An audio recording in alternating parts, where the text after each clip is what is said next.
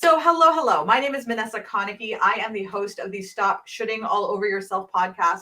The podcast designed for business owners, for professionals, for anyone who feels like they have had to adapt who they are for the workplace, for people who have felt like they have had to find a way to fit into society because society wasn't designed for them. This applies to women, people of color, neurodivergent people, trans folks, members of the LGBTQ community. There are so many of us for whom we do not feel like society is, I forgot to add somebody, chronic illness sufferers, for whom the systems of the workplace, the systems of society are generally tend not to be set up for us, or our voices tend to get silenced or not heard, not through malicious intent, though sometimes it is absolutely malicious intent, but often it's not. Often there are great people working with great people who don't realize that some of their colleagues, some of their friends, some of the people that they know feel like their voices aren't being heard, because for those of us who struggle or who once struggled with having our voices heard, we tend not to make a big deal out of it. We don't usually say, hey, listen, I didn't feel like you were listening to me at the meeting, or excuse me, I feel like I said that idea first before Jacob said it. How come Jacob's getting all of the, oh my God, what a brilliant idea, and when I said it, nobody was even listening to me? These are challenges that women face every day. And when I saw Nancy Medoff at the South Shore Conference for Women, she blew me away, absolutely blew me away. And this book is written about women from the female perspective. But as I read through it, I found that it had a lot of similarities in many places. So I wanted to share it, especially here on LinkedIn, where it's the professional place. It's not the Facebook where you go and you share, pictures of your puppy and, hey, this is what I did yesterday and here's my food. This is considered a more professional platform, a more professional network where you're going to make professional connections, whether you are a business owner or a corporation, an employee, it doesn't really matter. That's what this space is for. And this is the space where this information is so necessary and so important. So I heard Nancy Medoff speak at the South Shore Conference for Women in November, and the experience that I had listening to her was life-changing. I'd never heard of her before then, never seen her, and she marched on stage with her pink jacket and her pink microphone and took over the room. It was completely full. She's keynote speaker. She took over the room. And almost immediately, what she started to talk about, I felt heard and seen, and I felt like she was talking directly to me.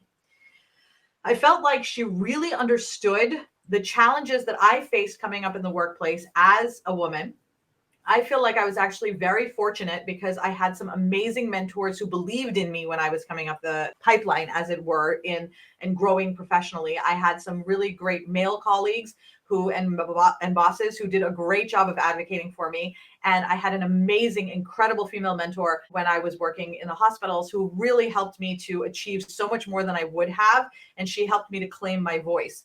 But someone actually had to teach me those things. I wasn't born fully formed, sprung from the womb, with the ability to be able to advocate for myself, to have a voice and to know how to even do those things.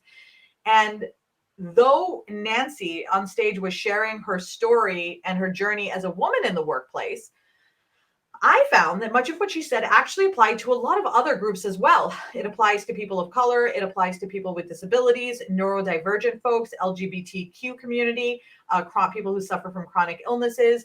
These ideas of not being heard or being marginalized is not unique to women, but she shares her story from that direction. So that's how I am approaching it in this conversation. It also really applies to other people who feel like they've had a hard time getting their voices heard, or who are held back by systemic challenges or unconscious biases in the workplace. As I mentioned before, not all of the reasons why we aren't heard is malicious. A lot of times it's a systemic issue, and sometimes it is unconscious biases that lead to this kind of silencing that is very harmful to those who are on the receiving end of it. Now, after listening to her, I immediately bought her book.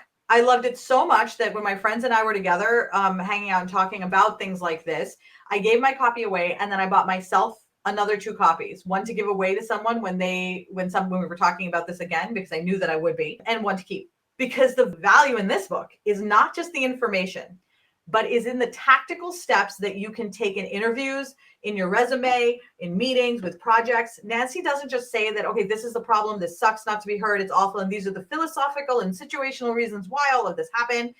But she also provides you with how-to guides for each of them and homework so that you can update the methodologies that you're using now and get heard right now. Now, I'm going to be talking about, before we jump into the meat of it, I just want to say that I identify as many things. So I am going to be talking about all of the people that we discussed earlier to whom I believe this applies. Even though I may say women, this still applies to everyone that I mentioned earlier in this particular podcast. And now I'm choosing to do this because that is who Nancy is talking about in her book. But it's not meant to exclude anyone at all. I am Pakistani, I'm non-binary, I'm a person of color, I'm neurodivergent, and I have several chronic conditions that impact my ability to work a standard 9-to-5 job with regular working hours. Nancy's book applies to me just like it applies to the people that I was mentioning earlier, people of color, people with disabilities, neurodivergent folks, trans folks, LGBT, other members of the LGBTQ community, chronic people who suffer from chronic illnesses. But I needed a shorthand. And if somebody has an idea for a better shorthand that I can use in the future, I might go with folks. I'm going to do my very best to try to be as inclusive as I can with my language in terms of these communities, but I'm still workshopping that in my own vernacular. So I appreciate your patience as I learn and I grow. I'm also going to throw out numbers and stats without providing the backup in my speech to support these numbers in the podcast. But the links to my resources will be on my website at manessa.com for anyone who wants further reading or wants to see the backup for this. So it's all going to be there. I'm just not going to go through the whole list while I'm doing the podcast. And then Nancy includes a ton of information in her book, which you can purchase on Amazon. Now, as a reminder, her book is called Unmute Yourself, Speak Out to Stand Out, Speak Up to Stand Out, and Get Your Seat at the Table. Okay. So this book is necessary and it is important because it comes at a critical time for people in the workforce. COVID has forced many companies to change the way they do business. Some of us work from home, others are expected to go into the office regularly, and there is a spectrum of requirements in between. We also have 4 generations in the workforce. We have boomers, Gen X, millennials, and now Gen Z is joining us, each with their own philosophies and ideas on how things should be done. For older generations, this would be me in Gen X and our boomer counterparts, the methodologies around work have remained fairly consistent over the last 20 years. Even with the internet coming, the framework and the way in which we approach a lot of things still remain locked in the way we were taught, the way things are done, right? They've remained probably about the last 20 years. And even though the internet did change a lot, the way we approach women and people of color in the workspace has not. Despite the attempts of leadership to create inclusive workspaces, there is still a huge confidence, representation, and pay gap between cisgendered, temporarily abled white males and everybody else. This book is not about tearing down those people, and it's not about tearing down the current status quo either, actually. It's about recognizing that in addition to the systemic issues that exist, most people who have a hard time being heard struggle with advocating for ourselves and asking for what we want. We're used to more hoping that someone's going to notice all the things that we've done and reward us because that's how we were conditioned growing up. If you'd like to learn more about how those things happen, you can listen back to my podcast over the last several episodes of the podcast where we go into this in great detail. But we were taught to conform. Don't rock the boat, and definitely do not toot your own horn for the fear of being seen as arrogant or conceited, especially if you were socialized as a girl or received female socialization where you were supposed to be seen and not heard and not advocate for yourself or say how awesome you are, because that's super braggy and not cool at all. These are not the messages often taught to boys as they grow up, who then grow up and have no problem taking up space in a conference room or throwing out big numbers when the time comes for salary requirements. As Nancy says in her book, men ask for what they want and they get it. The rest of us can get what we want too, but we need to learn the skills necessary to ask for it because these are not the skills that we were taught when we were growing up. So these are now going to be new skills for us. And that's what her book is about. Her book is about how to position yourself to ask for what you want, and then scripts and guidelines, very specific, like ridiculously specific scripts and guidelines for how to make the ask. Okay, so the way that I'm going to break this down is I'm going to talk about a few key areas in the very beginning that she talks about in terms of standing up and speaking out.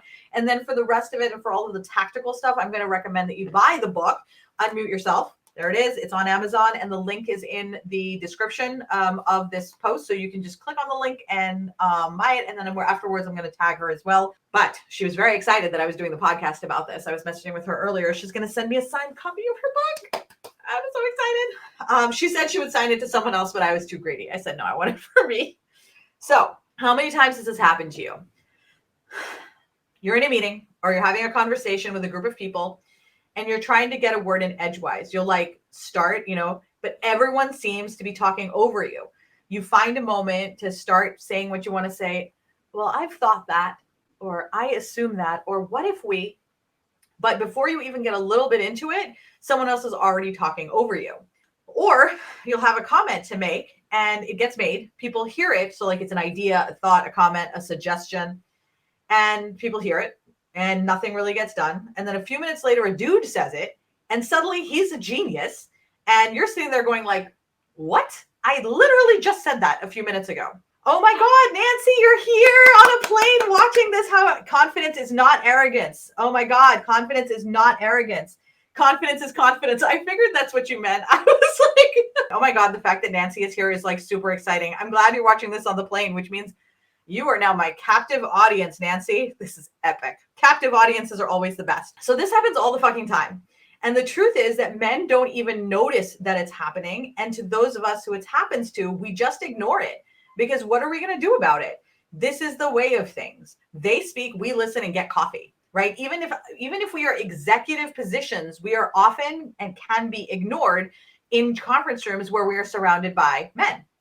Nancy shares a story about how she handled this when she was constantly being talked over at a meeting, and as she was sharing her experience, I could feel my blood boil for her. But when she shared how she handled it, and I'm not going to spoil it for you because it's really epic. It's actually really good. Oh man, it reminded me of that moment in Pretty Woman, when she goes into the store and they're like, we don't have anything for you. And so she feels really bad. And then the next day she goes into the store after, all decked up and she goes, remember me? You wouldn't help me yesterday? Big mistake. Huge, right? That's how I felt when Nancy was telling her story. I'm like, yeah, you go, Nancy. And she shares how she does this and how you can do the same thing when you're in the book. Don't forget, buy the book. But here's the thing. We would rather not have those moments. We don't want to have to get to like the epic moment where we're like laying down the law and having to stand up for ourselves in a strong, powerful way. We would like it if we could just be strong, powerful regularly and people listen to us strong, powerful regularly. And it doesn't take a big event for everyone to be like, oh, we weren't listening to you before. I'm sorry. For that to happen, we need for people to just listen to each other. We need to learn the skills necessary to ensure that our voices are heard and that the message is clear. Here are some of the tips that she offers. This is a high-level view, and in the book, there are some very, very clear tips and examples. So I just want you to know that I'm really running over this very quickly, but she has extremely tactical information in the book. Now, here were her examples. Okay, so I'm going to tell you this because I'm going to tell you this. All right, so it start with a smile. Don't take it personally. Politely pause in silence. Okay, so when she said start with a smile, I actually got a message from a couple of people saying I almost stopped reading the book when she said start with a smile. And she even mentioned that, I think, she mentioned that somewhere in the book or maybe in a message to me. I can't remember exactly. But the thing is because we're all tired of being told to smile. Smile, honey, you look cuter, right? Smile, honey, right? Like it's really, right? But here's the thing. We live in the world we live in, okay? And in the world that we live in, the stuff delivered with a smile, it just works better, especially if you're a woman. Now, the reason why I continued to read the book after she said start with a smile was because one, I knew she was brilliant, but two is because I had learned this lesson previously from watching The Closer. So I used to watch The Closer religiously. I watched it from beginning to end. Kyra Sedgwick is the queen in that. I just love her. And she always did this thing. If you haven't watched it, she basically, while she's a chief of police, and every time she was gonna she knew that like she was kind of mad, but she knew she was gonna get her guy. She'd always be like, "Oh, thank you so much." And I just loved, and I learned that was called Southern Sweet, and I thought that was amazing. Like, I don't know, her accent isn't actually Southern. It's like some amalgamation of Southern accents, so forgive me. But I learned from watching her that, like, when I was really mad or really angry, and I really didn't want to, like, lose it, I would always go, thank you so much. And I would just really go with that smile. And I can tell you, it works. It absolutely works. So start with a smile, no matter how annoying you find it, right? It's face it on. Two is don't take it personally. And that is really important because if you take it personally, you've got that shot of cortisol that comes in your system. You feel angry, anxious, the heat comes to your face, and it gets really hard to speak articulately I always struggled with that. And that's why I started doing this, was because I started to I would get so worked up that I honestly, I start crying, and then I get angry, and then I get cry because I'm angry. And then it just becomes a whole thing. But I wasn't able to actually get what I wanted, which was somebody to just listen to the idea that I had that was a very good idea. And crying and getting angry, which was my go-to. So I'm not saying that this is everybody's, but that was it happened automatically with the feelings and emotions that would come out. I had to learn how to not take it personally. So once you're not taking it personally, then she recommends that you remain silent. And I was like, this is the best advice of all time. It is so hard to be silent, and it may even seem counterintuitive, but silence is your best weapon in the world. Have you ever watched people when somebody was interrupted and seen someone just take a step back and be silent, or just be quiet and look at that person? Everybody will notice. Okay. So these are her 3 tips. And I've only given you the beginning 3 tips, because the rest of it, because again, it's a lot of information. It's a lot of information she puts in a very tiny book. She's very good at being concise, which I am not. Those 3 tips: don't take it personally, smile, and silence, right, is really helpful for you to take some deep breaths, get control of what your general emotional situation, and then figure out how you're going to respond. Okay. What you're going to say. And that's the next step in the book, that she gives you the scripts. She has it scripted out for you to saying, this is how you can respond to reclaim your space in the room, or to just claim your space in the room, right? So she will explain to you how to do that, so that now that you've smiled and you've not taken it personally, smile, bing, not taken it personally, and remain silent. So now everybody's realized that, wow, this is awkward, right? Now you just come out and say what you needed to say using the scripts that she offers, which are, again, incredible. Because here's the thing: the things that we have all been taught growing up for how to advocate for ourselves, those are activities, but they're not strategies. Okay.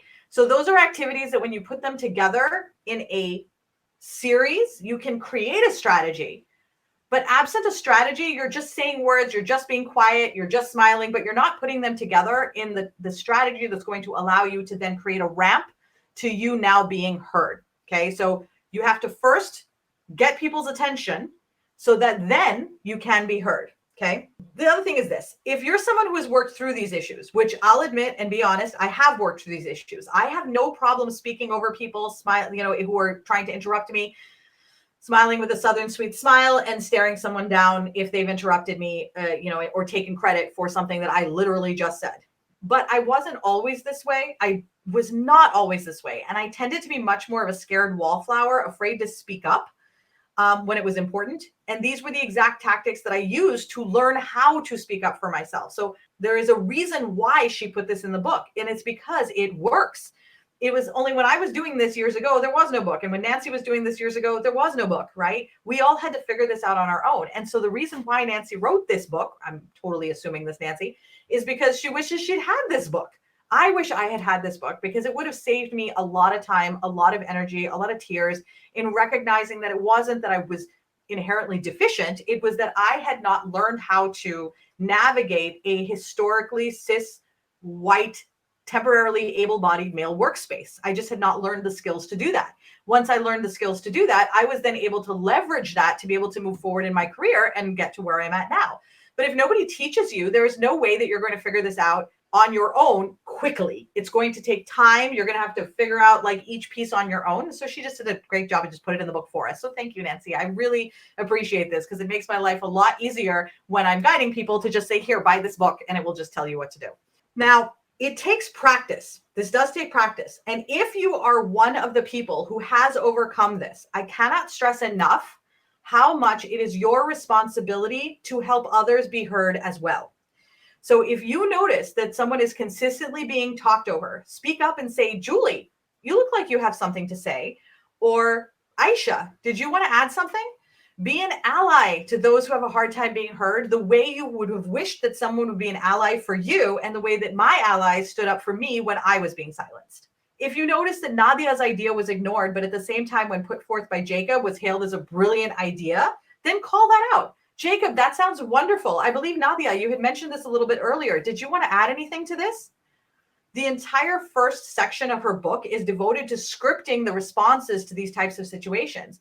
And through though my suggestions on this podcast are ones that I came up with on the fly and hypothetical situations, the situation she talks about in the book with the clear scripting is incredibly helpful for a number of different types of situations. And then she helps you figure out how to write your own scripts so that you can have those ready for next time you find yourself in that situation. And that is what is incredibly helpful, I think, to all of us, because it's all well and good to understand the why and understand generally how to do something. But I can't come up with a lot of these things on my own. I need someone to script for me, or I need a model script to use so that I can be like, okay, I understand what she's trying to do here. I'm now going to model my own after this example.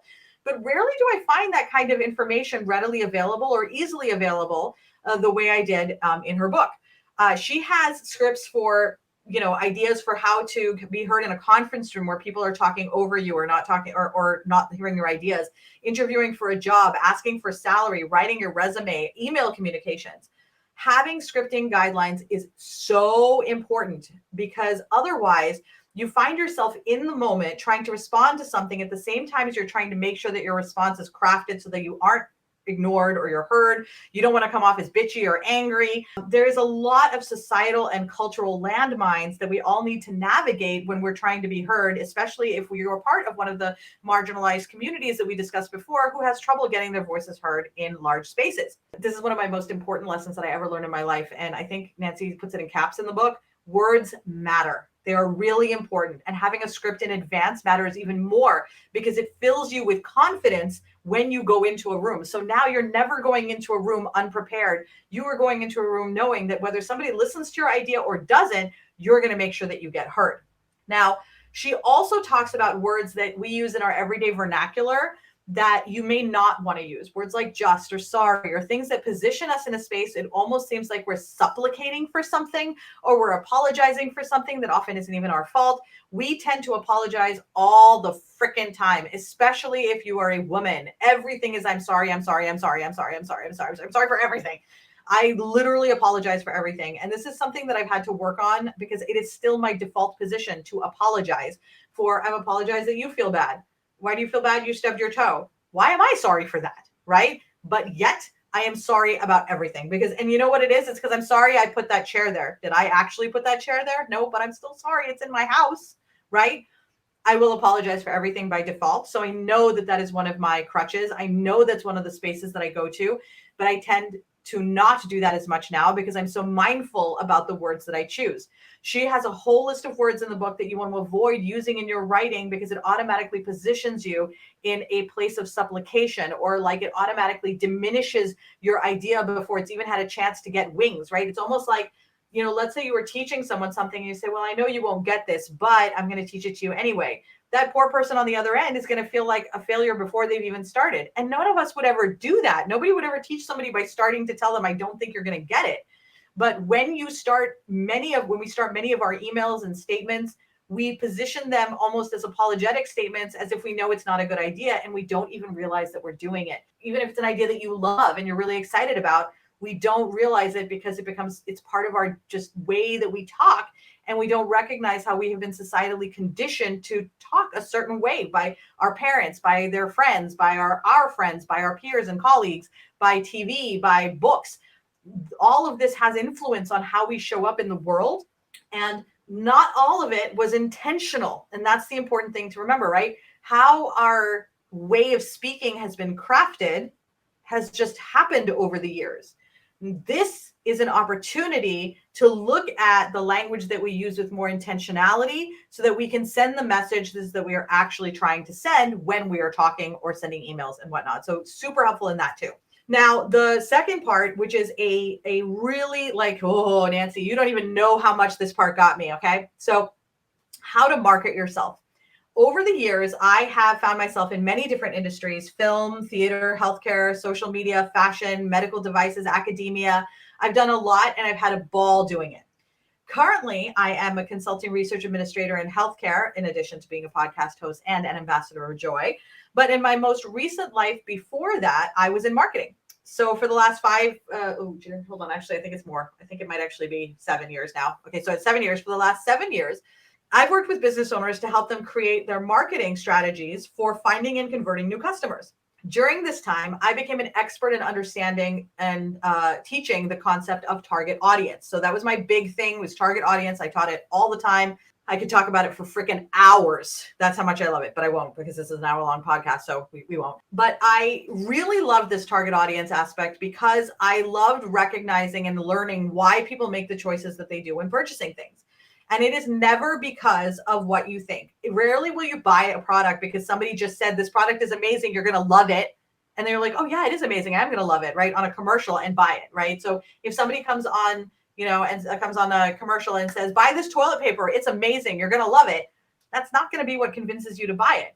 But you see those little bears on TV saying this is soft and it's not going to hurt your bum and it's going to feel really nice. You're like, oh, you know what? That is a problem I have. I constantly chafe my bum. I do want that. You're buying that toilet paper because it's solving a problem that you have. And the commercial did a good job of demonstrating that it solves this problem. And so you're like, yeah, this is a problem for me too. I agree, right? If I'm trying to sell you pens, which used to be my big thing, I was constantly talking about selling pens. You're not going to buy a pen because I'm like, this pen is amazing. This is a wonderful pen. It's beautiful. You've got to buy it. And you're like, what? Okay, I have a ton of pens. I don't need a pen. But the next time you're sitting and on the phone and need to take a note, and you grab a pen out of your, little pen holder and you write and it doesn't have ink in it, and you grab another pen and you write, it doesn't have ink in it. And let's say in my commercial, I said, this pen is the pen that never runs out of ink. And in that moment, you're like, I have enough pens. But the next time that you're sitting and writing and you run out of ink, you'll be like, damn, you know what I need? I need a pen that doesn't run out of ink because this is so annoying. Oh my God, what was that pen that I saw in that commercial? And then you're going to go buy one of the pens. You're not buying a pen because I said it was amazing. You're buying the pen because it solved a problem for you, right? People don't go to Disneyland simply to go to Disneyland. They go to Disneyland because it's marketed as the happiest place on earth. Why are the rides at Disneyland so much better than maybe a ride that you go to at Six Flags or somewhere else? It's because it's got the Disney theme and it's got nostalgia and it's got family. The way that is them marketing it to you. They're not selling it. They are marketing it because they're creating a desire within you to want the thing that they are offering. Okay. That's what it is. We're trying to create a desire in the other person for the thing that we have, right? Now, these are examples of how people get other people to buy things from them. But this applies to literally everyone that you will talk to about almost anything that you're trying to convince them of, right? You have to know who you're talking to and what their pain points are if you're going to create a desire in them for the thing that you're offering. So let's say, for example, you want to feed your 2-year-old broccoli, right? You're not going to sit there with your 2-year-old and say, well, if you eat broccoli, it contains iron and it contains riboflavins and it contains vitamin A, C, and D, and it's going to be very healthy and you're going to grow up fast. Your kid's going to look at you and say, I don't want it, right? That's not going to work. So what do you do instead? You do airplanes. You say, oh, it's a little tree. Don't eat me, little tree. That's how I used to get my little brother to eat broccoli when I was little. Don't eat me, little tree. And he hated broccoli. But the second I do the little tree thing, he wanted to snatch her and eat the whole thing. My mother was overwhelmed with joy that I found a way to get him to eat broccoli. But it wasn't because I told him how good it was or said it's amazing. I created an environment in which he was excited to eat the broccoli, and then he went and grabbed it on his own. Right? That's really what we're trying to do here. When you are talking to someone, right? Too many people lead with, I do this, I do that. And they think that's them advocating for yourself. Here's my resume. I've done this. I had this experience. I've got this. All of those things are great. And they are wonderful that you did them. And you deserve to be proud of them and badass, right? With you 100%. That said, the truth is, even being as amazing as you are, the person on the other end, the hiring manager, the boss who has to justify your raise to HR, they need to know what you've done for them lately, right? How have you helped them lately? And how these skills that you have are going to benefit the company, right? Most of us haven't been trained to think that way. So we simply state our accomplishments. I learned this. I went to this class. I talked to these people. I managed this team. So what? That's what Nancy says in her book. So what? So what that you did these things? How does this help us on the side of the people listening? Because if I'm interviewing for a job, I'm interviewing along with probably 20 other candidates, right? I've sent my resume in with 20 other candidates.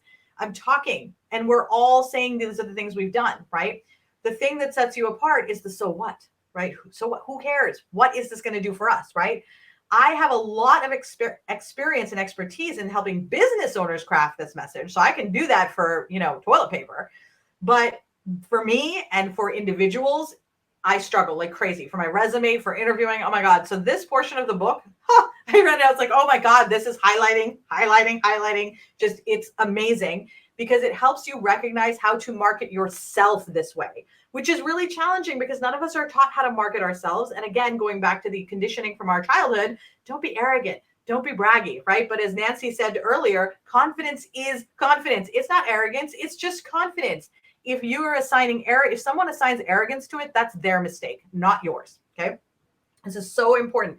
My own resume is full of just the things that I did, right? And when I interviewed, I've always been really thrilled with saying, this is what I did, and this is what I learned, and this is what happened, and it's amazing. But what I didn't realize, even with target audience, knowing this, right?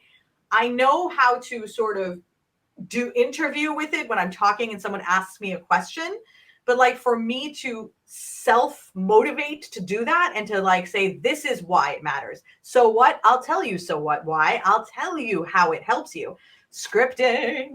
It's all in the scripting. This is the book you need. It's like, seriously, my resume, whoo, amazing. Thanks to Nancy. All right.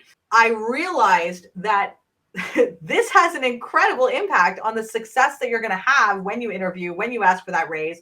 Another bonus is she also helps you negotiate for that raise, just FYI. So in here, she's got some great negotiation tactics, but we don't have enough time to go into all of that, right? So I didn't recognize when I first, years and years ago, I didn't understand how all of these things came together to be able to create confidence. These all were just things that, I did. And I was like, okay, I did this, but I didn't understand how it loops into confidence, right? Because that goes back to tactics, things that you do, and then the strategy, right? If you want to build confidence in yourself, in the workplace, as a business owner, when you're in a conference, when you're interviewing, you need to have a strategy for how you're going to approach these things. And a lot of the books that I've read in the past they're really long, really wordy, and they have so much in them it's helpful, but they don't answer the questions that I actually have, right? Like the how do I write my resume like this in here? How do I fix that? That's what I loved most about this book. What I loved most about this book is that it is really meant more for you to read, take action, read, take action, read, take action. It's not just about read my book because I have great things to say. It's about read my book because your life's going to be different once you read my book. This is so critical for people that we discussed earlier, right? When we talked about women, we talked about the chronically ill, we talked about people of color, we talked about marginalized communities that encompass intersectionality in this space, LGBTQ communities, I think it's chronically ill already, neurodivergent, right? Anyone who has a hard time being heard, or people who are typically marginalized, right? And usually in the language that is used in the workplace about this, it's called creating an inclusive workplace, right? We talk about creating an inclusive workplace so we can bring all these people in. But it doesn't matter if you bring all these people in if you're not listening to them, right? If you're not hearing their voices. Creating an inclusive workspace isn't just about having a DEI committee and making sure that your employees are a certain percentage white, brown, black, neurodivergent, chronically ill, et cetera, et cetera. We aren't trying to create a rainbow for the sake of creating a rainbow. Like, rainbows are pretty, but it's not just to have them in the room and just look at them or to fill a quota. The purpose of these initiatives is to bring more ideas into the workplace and create better solutions for people and make work easier because of a chorus of voices with multiple viewpoints. Imagine an orchestra where there's only a violin, right? As much as I love the violin, 300 of them in a room is not necessarily an orchestra, right? That's a single tone, single instrument. I'm going to give you this example, okay? Have you ever heard Dream On by Aerosmith, the original version released in 1973?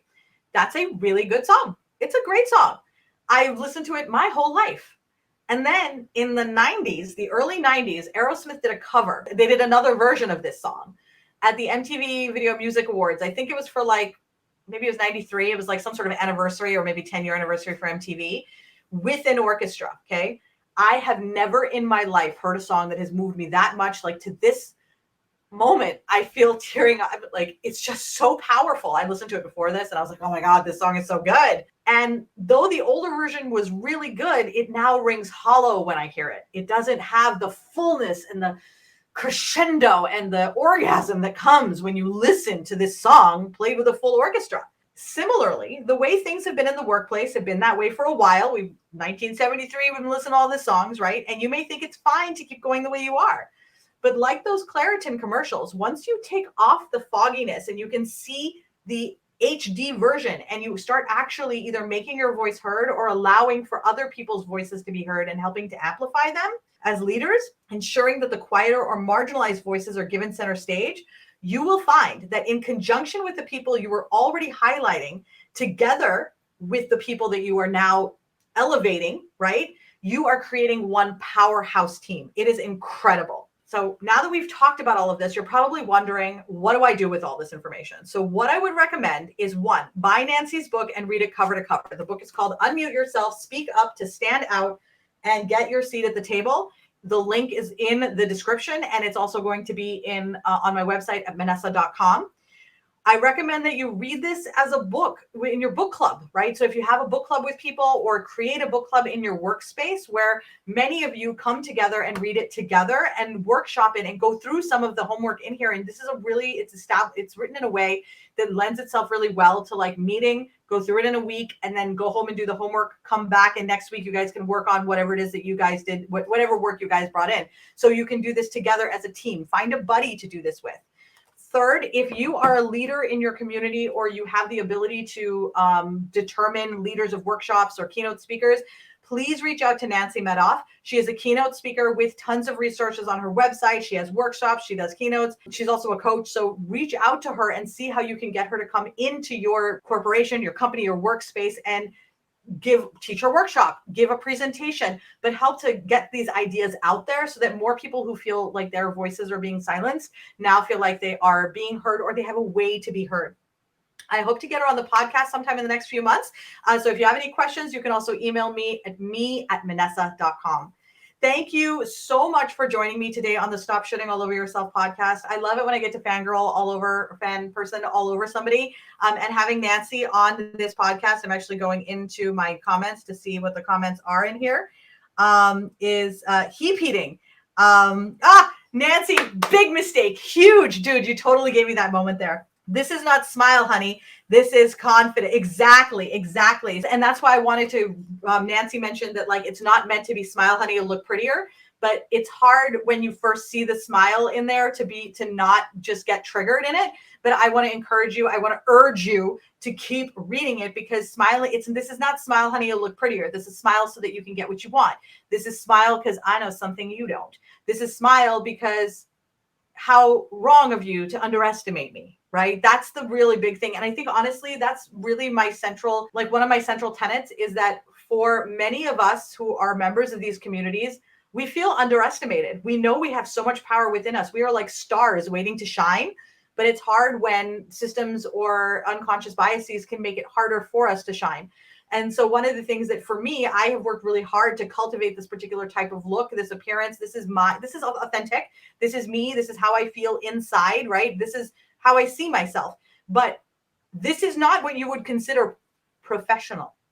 This isn't, and I get a real kick out of the fact that people are taken aback when they see that I'm intelligent, that I have really great things to say, that I have a lot of experience, because I tend to work in an environment that is not typically, or has not historically been open to expressing ourselves differently. But what we don't realize is the aspect of creativity that makes us who we are as members of these communities are the same things that allow us to give really great ideas or to have really great contributions that collectively, when brought in with the people, like, again, because I'm not saying let's throw out all the white dudes. What I'm saying is that we need to have a chorus of voices. Oh, this is great. Christy says, I switched to I'm sorry that happened to you, or I'm sorry that was your experience. It still allows me to show empathy to the person without bringing the blame to me. It's been a small change, but with a huge impact on my emotional well-being.